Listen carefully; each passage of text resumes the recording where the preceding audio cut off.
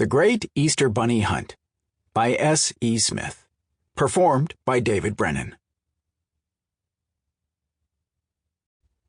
Chapter 1. No, it's not happening, Vox.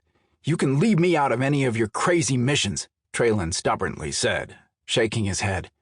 Don't be such a wuss, Traylon. It will be fun, Vox chuckled and slapped Traylon on his shoulder. Wuss? What is a wuss? Traylon asked, with a confused expression on his face. Scaredy cat, wimp, coward, wuss. Riley taught me that one, Vox replied, still grinning. I'm not a scaredy cat. I'm a dragon. This is going to end badly. You do know that, don't you? Traylon groaned. He sank down into the chair in his living room and laid his head back to stare up at the ceiling. If Traylon had known it was Vox banging on his door, he never would have opened it. He had been enjoying a few hours of peace and quiet. Amber and Jade were playing with Spring and Phoenix. Kara was shopping with his mom, and he was finishing up the nursery. Kara was due any day, and he wanted everything perfect for their son. Vox gently kicked Traylon's boot to get his attention and sat down across from him. Asim says it's essential that we get rid of those damn eggs Jabir brought back from Earth. Have you seen the size of those things? He doesn't have a clue what's inside them, but he isn't taking any chances, he explained, leaning forward and resting his elbows on his knees. Traylon lifted his head and glared at Vox. Then let Asim deal with it. This is not my problem. I've had enough adventures to last a lifetime, and the girls aren't even teenagers yet. Do you have any idea of how crazy life is at the moment? Kara is due any day with our son. Amber and Jade are on high alert. They have decided it is going to be their duty in life to make sure he is protected. They have been creating a fortress in his room. It has been a full-time job just trying to keep them out of mischief. And you want me to help you get rid of a pile of eggs? Just bury them, Traylon growled. We can't. Pearl has threatened that if Asim harms one egg, she'll pickle his tail and serve it at the next family meal. Under no circumstances can he be involved with getting rid of the eggs.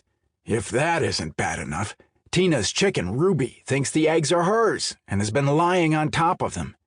Viper told me that he and Tina visited last week, and now Leo wants to bring home whatever hatches out of them. If we don't do something, I'll end up with one of the creatures. Have you seen the size of the eggs? They're huge, Vox said in exasperation, holding his hands out almost half a meter. Again, let Asim deal with it. You know if we get involved, something bad is bound to happen, Traylon dryly remarked. Come on, Traylon. Did I happen to mention that Rome heard Jabir say that Amber and Jade want one of the eggs? Each? That means 2 of whatever hatches, Vox informed Traylon with a smirk. What? Oh, dragon's balls. That's all I need, Traylon groaned, and ran his hands over his face before dropping them to his lap to gaze back at Vox with a look of resignation. All right, I'll help you. I have enough creatures running around the house with just those damn demented symbiotes. I swear the girls are still making them. They keep popping up every once in a while. You've got nothing to worry about. I've got the perfect plan, Vox stated with confidence, sitting back in his seat with a smug grin. Traylon shook his head. Why does that sound suspiciously like we are screwed? That, by the way, means trouble. Big trouble, he muttered under his breath. Chapter 2. Decorated eggs! Has it been a year already? Zoran exclaimed with a wide grin. Abby nodded her head and tapped Zoran on his knuckles when he reached for one of the brightly dyed eggs. Those are for the Easter egg hunt, she admonished. Yeah, Daddy, those is for us to hunt, Zohar stated. Then why is your tongue blue?